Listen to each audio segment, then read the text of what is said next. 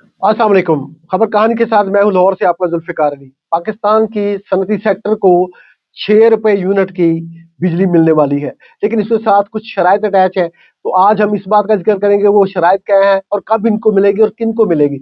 और दूसरी बात ये है कि वफ़ाकी वज़ीर तवानाई अवैस लगारी ने नाम लिए बगैर गौहर एजाज जो साबिक़ वफ़ाकी वज़ीर हैं जिन्होंने आईपीपी के खिलाफ एक पूरी जंग लड़ी, उनके बारे में कुछ ऐसी बातें कही हैं कि जो कंट्रोवर्शियल हो गई हैं। तो दोनों के दरमियान में एक नया तनाज़ा खड़ा हुआ है। ये तनाज़ा क्या है, आज इसका भी ज़िक्र करेंगे। और पाकिस्तान रेलवेज़ के लिए एक अहम अपॉर्चुनिटी आने वाली है, एक खुशखबरी आने वाली है, उसका भी मैं थोड़ा-सा ज़िक्र करूँगा। तो इस इसमें गौर करते हैं कि अवैस लगारी और गौहर एजाज में क्या तनाज़ा है। अवैस लगारी ने कल लम्ज़ में मैं वहाँ मौजूद था, एक मीडिया वर्कशॉप थी जो वज़ारत तवानाई ने ऑर्गेनाइज़ की थी लम्ज़ के साथ मिलके। उसके अंदर उन्होंने कहा कि गौहर एजाज नाम नहीं लिया, कहा कि एक साबिक़ निगरान वफ़ाकी वज़ीर ये कहते हैं कि पाकिस्तान में इंस्टॉल्ड कैपेसिटी 46,000 मेगावाट है। और आपको पता है कि ये जो इंस्टॉल्ड कैपेसिटी है, वो पाकिस्तान में इस्तेमाल नहीं हो रही, जिसकी वजह से 2000 अरब रुपए सालाना के पाकिस्तान के अवाम को, सनतकारों को, सनत और ज़रूरी ट्यूबवेल के कनेक्शन के हामिल किसानों को 2000 अरब रुपए की कैपेसिटी पे करनी पड़ रही है, 1 यूनिट लिए बगैर। तो वो कहते हैं ये इतनी कैपेसिटी अवैस लगारी कहते हैं वो गलत कहते हैं।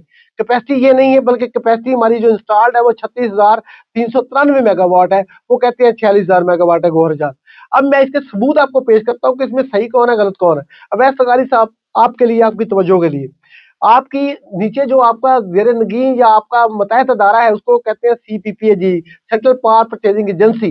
उसने मार्च 2026 में, अब से 2 महीने पहले, नेपरा को जो अपनी पावर प्रोक्योरमेंट रिपोर्ट पेश की है, उसके अंदर ये मैं आपको डॉक्यूमेंट भी दिखा रहा हूँ। उसके अंदर उन्होंने कहा कि 42,329 मेगावाट की इंस्टॉल्ड कैपेसिटी है।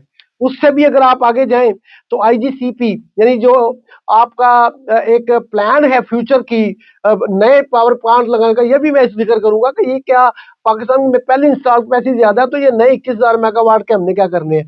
तो ये जो इंडिकेटिव जनरेशन एक्सपेंशन प्लान है, इसके अंदर भी जो बताया गया है इंस्टॉल कैपेसिटी, वो है 42,947 मेगावाट। ये डॉक्यूमेंट सारे आपको दिखा रहा हूँ सबूत के साथ। ये दूसरा सबूत है वैस लगारी साहब को।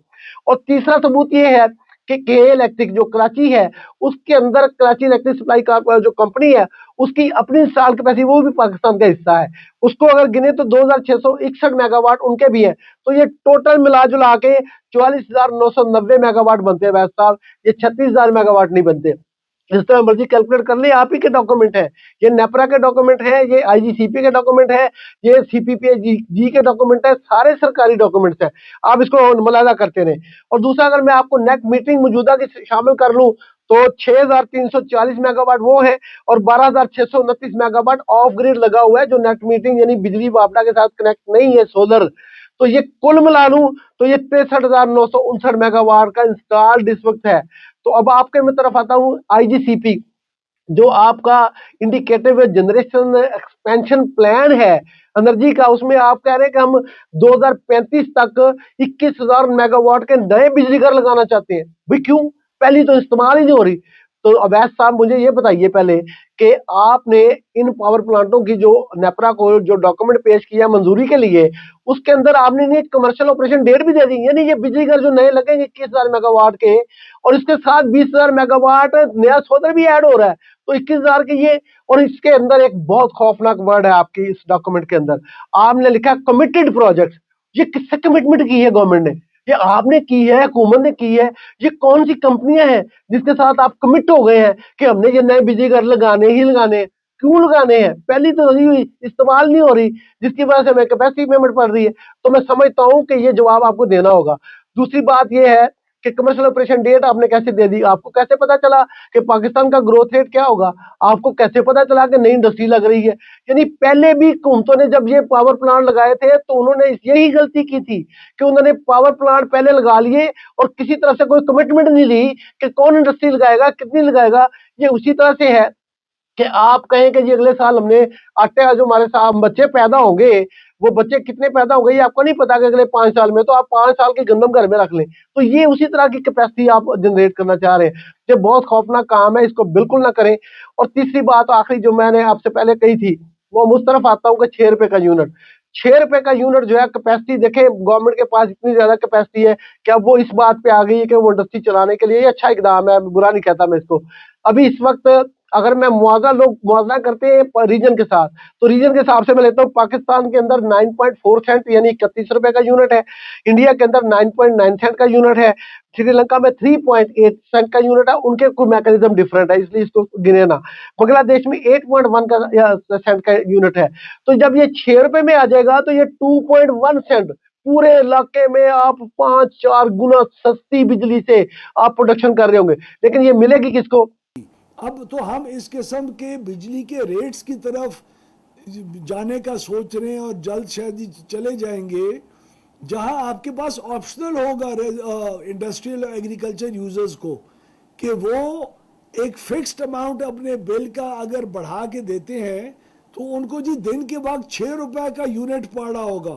और मिलेगा डे टाइम में जब सोलर चल रहा होता है, ताकि वो सोलर वाला निकल जाए तो ये जो पाकिस्तान का नेशनल ग्रिड है उससे डिमांड पूरी होना शुरू हो जाए, बिजली कंज्यूम होगी, कैपेसिटी पेमेंट कम हो जाएगी, पाकिस्तान के वहां पे बोझ कम होगा और सस्ती इंडस्ट्रियल प्रोडक्शन जो है दुनिया भर में जब हमारा माल जाएगा तो हम बहुत सस्ती हो जाएंगे। तो दूसरी बात इसके अंदर, तीसरी बात ये है कि पाकिस्तान रेलवेज का लोड है 5 मेगावाट, वर्कशॉप्स की बात कर रहा हूँ मुगलपुरा लाहौर की, वहां 5 मेगावाट का लोड है।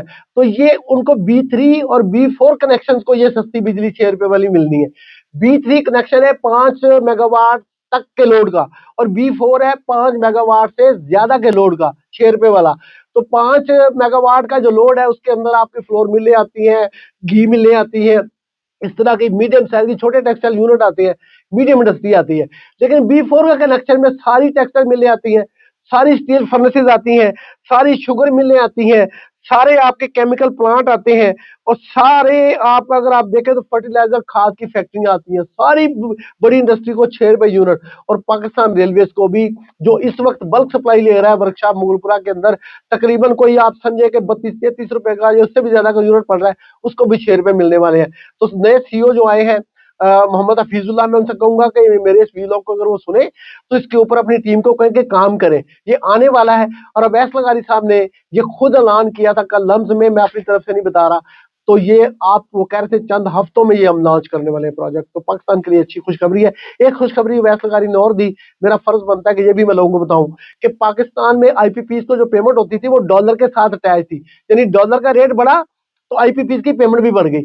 अब उन्होंने इसको 168 रुपए पर डॉलर पे फिक्स कर दिया है। अब से चंद महीने पहले उन्होंने कल बताया, हमारे वो जो मिनिस्ट्री के एडवाइजर थे उन्होंने कहा कि हमने ये फिक्स कर दिया है। अब डॉलर इस वक्त जो 279 का है, चाहे वो 500 रुपए का भी हो जाए, IPP payment 168 rupees per dollar के रेट से मिलेगी। तो बहुत शुक्रिया आपका, आपने सुना। कल मैं आपको जो वीलॉग करूंगा उसके अंदर आपको एक ऐसी टिप दूंगा, ऐसी बात बताऊंगा कि पाकिस्तान के तमाम बिजली के सार्फिन के लिए बहुत अहम है। उनको उनकी बहुत एक धचका लगा रही है डिस्ट्रीब्यूशन कंपनियां, उनको एक गैर कानूनी इकदाम के तहत। अगर मैं ये कहूँगा लूट मार करनी है तो ये गलत लफ्ज नहीं होगा, आप सुनेंगे तो आप हैरान हो जाएंगे। ये पाकिस्तान के तमाम बिजली के सार्फिन के लिए बहुत अहम इंफॉर्मेशन होगी। कल शाम को मैं इसको अपलोड करूंगा।